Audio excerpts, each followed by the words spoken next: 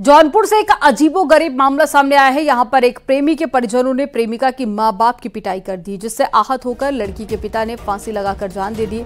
इसके बाद में लड़की के घर वाले शव लेकर प्रेमी के घर पहुंच गए और हंगामा करना शुरू कर दिया। लड़की के घर वालों का कहना है कि अब यहां शव के साथ तब तक नहीं उठेंगे जबकि उनकी बेटी की शादी इस घर में नहीं हो जाती। साथ ही पुलिस कार्रवाई की मांग पर अड़ी हुए हैं घर वाले और इधर हंगामा होता देखकर प्रेमी के घर वाले फरार हो गए। फिलहाल हंगामा जारी है। 3 तस्वीरें आपको दिखा रहे हैं, ये तीनों तस्वीर आपके सामने।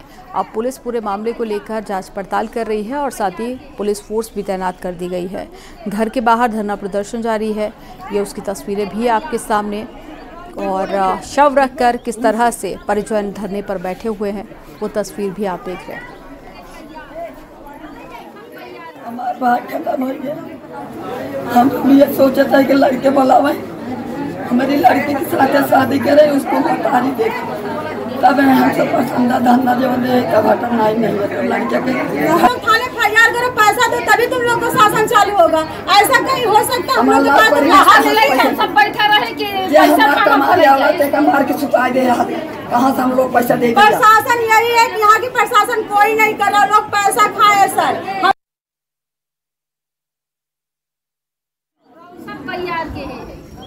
और ज्यादा जानकारी के साथ में संवाददाता मनोज जुड़ गए हैं। मनोज, फिलहाल क्या स्थिति आप देख पा रहे हैं? प्रशासन की तरफ से क्या कोई कार्रवाई अभी तक की गई है? देखिए, ये पूरी तस्वीर जो है जनपद जौनपुर के सिंगरा मऊ थाना क्षेत्र के अर्जुनपुर गांव का मामला है, जहां पर दर्शक देख सकते हैं कि पिता की अर्थी यानी डेड बॉडी के सामने जो है उसकी लड़की यानी प्रेमिका अपनी शादी की जिद की मांग को लेकर उसके परिजन और प्रेमिका जो है आड़े पड़े हुए हैं। मामला यह बताया जा रहा है कि एक ही गांव के स्वजाति है लड़के और लड़कियां दोनों, जिसका संबंध जो है करीब 1 साल से चल रहा है प्रेम संबंध को लेकर के। इस बीच में लड़की और उसके परिजनों ने बताया कि शादी का जो है दबाव डाल रहे थे। उस बीच में कोई विवाद हुआ लड़के और लड़की के परिजनों के बीच में। जैसा प्रेमिका ने बताया कि प्रेमी के जो माता पिता है उसके अपने माता पिता को, हमारे माता पिता को जो घर में बंद करके पिटाई किया, उससे आहत होकर हमारे पिता ने जो है आत्महत्या जैसी घटना को उठा लिया। जिससे ये घटना जब सामने आई है तो ये कहीं ना कहीं समाज को शर्मसार कर देने वाली घटना है। अब जो है इस पूरे मामले की जो खबर जैसे ही रिश्तेदार और ग्रामीण को लगती है, ग्रामीण डेड बॉडी को लेकर लड़की के पिता को प्रेमी के घर पर रखकर जो है मामले में न्याय की मांग कर रहे हैं। प्रोटेस्ट पे बढ़ गए, यानी अर्थी के सामने जो है लड़की अपनी शादी की जिद की मांग कर रही है। पूरे मामले की खबर जब जौनपुर पुलिस को दी जाती है, स्थानीय थाना पुलिस को दी जाती है, तो पुलिस जो है इस पूरे मामले पर प्रारंभिक जो है जांच लेकर जानकारी लेकर जो है तो पुलिस ने पूरे मामले को लेकर संज्ञान ले लिया है। पूरे मामले को लेकर जांच की जा रही है। जानकारी देने के लिए बहुत शुक्रिया मनोज आपका। फतेहपुर में ललोली थाना क्षेत्र में डंपर में भीषण आग लग गई और ड्राइवर और हेल्पर ने कूदकर अपनी जान बचा ली। हाई टेंशन लाइन की पोल से टकराने से ये हादसा हुआ था। तस्वीरें आपके सामने हैं जहां पर डंपर में भीषण आग लगी और फायर ब्रिगेड की टीम पहुंची, आग पर कंट्रोल किया गया, लेकिन तब तक आग काफी ज्यादा फैल चुकी थी।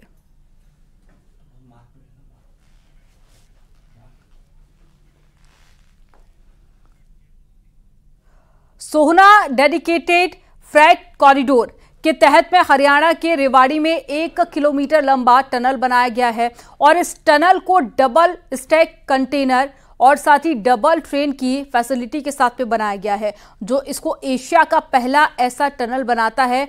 रेवाड़ी से दादरी तक का सेक्शन लगभग कंप्लीट है, जिससे यूपी को माल ढुलाई को लेकर काफी मदद मिलने वाली है। इसी से जुड़ी एक रिपोर्ट आपको दिखाते हैं।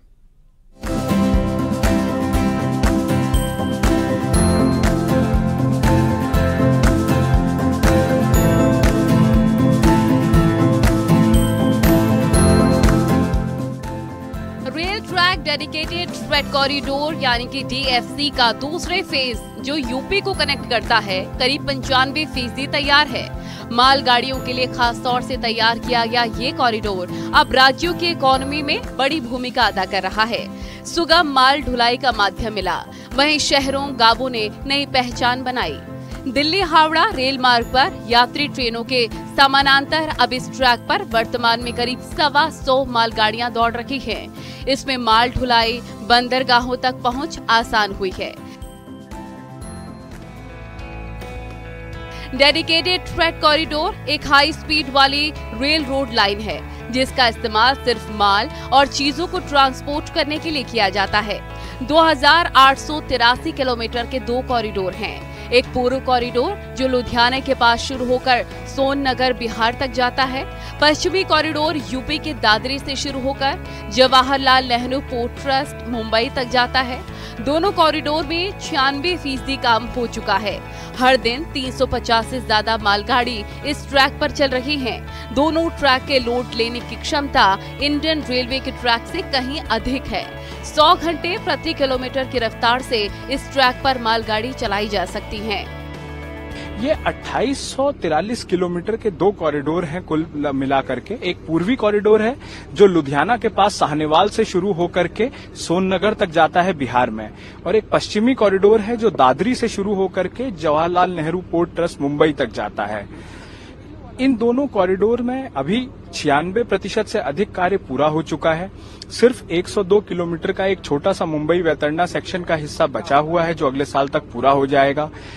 हर दिन 350 से अधिक मालगाड़ियां इन दोनों ट्रैक्स पर मिला करके चल रही हैं। इन दोनों ट्रैक्स की लोड लेने की क्षमता जो है भारतीय रेल के ट्रैक से कहीं अधिक है। इसकी जो वोल्टेज इसमें प्रोवाइड की गई है, आप देख रहे हैं ऊपर OHE जो है वो 2x25 kV का है। उसके अलावा डबल स्टैक ट्रेनें इस पे चलती हैं। 100 किलोमीटर प्रति घंटे की स्पीड तक से आप इस पे मालगाड़ी चला सकते हैं। फ्रेट ट्रांसपोर्टेशन का मकसद ज्यादा तेज और किफायती तौर पर माल को पहुंचाना है। रेवाड़ी से दादरी तक के ट्रैक के इंचार्ज ने बताया कि इस फेज में एशिया की सबसे बड़ी टनल साथ ही 350 ब्रिज हैं, जिनका काम लगभग पूरा हो चुका है। वेस्टर्न कॉरिडोर रेवाड़ी से लेकर मुंबई तक है। केवल मालगाड़ियों के लिए ट्रैक बिछाया गया है। एक सेक्शन रेवाड़ी से दादरी है जिसकी लंबाई 128 किलोमीटर है। इस सेक्शन में 350 ब्रिज हैं। 1 किलोमीटर लंबा टनल भी है। इस फेज में एशिया की सबसे बड़ी टनल है। 2.76 मीटर लंबा वायडक्ट है।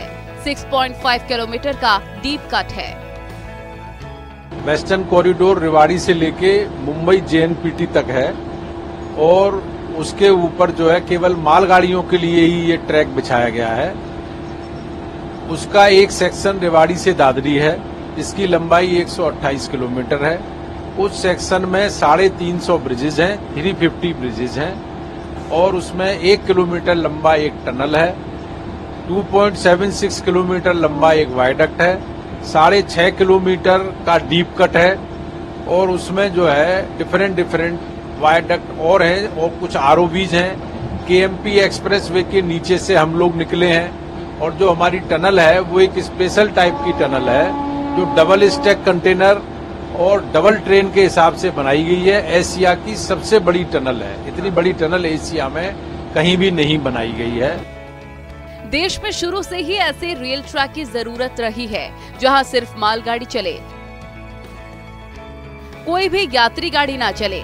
देश में लॉजिस्टिक लॉस 14 to 15% है। वहीं विकसित देश जैसे कि अमेरिका, चीन में लॉजिस्टिक लॉस करीब 7 to 8% है।